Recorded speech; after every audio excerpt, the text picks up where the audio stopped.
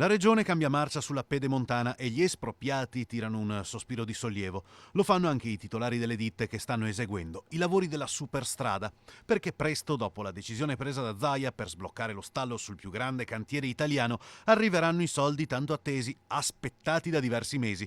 In tutto per gli espropriati erano stati stanziati 340 milioni di euro, ne avanzano ancora 280. Presto, garantiscono dalla regione, arriveranno. Siamo di fronte ad un bivio, o abbandonare a se stessa l'opera, quindi con un blocco totale di cantieri per almeno 10-15 anni, oppure attraverso la manovra che stiamo applicando trovare una soluzione alle tante aziende che oggi stanno ancora aspettando i soldi da parte del concessionario, ma vuol dire anche salvare posti di lavoro e pagare i tanti espropriati che ad oggi non hanno ricevuto alcun euro da parte del consorzio.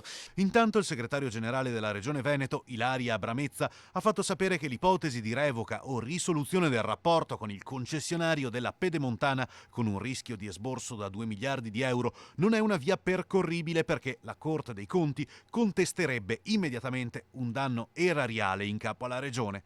Una buona ragione in più per completare quest'opera, vitale per il Veneto e la sua economia.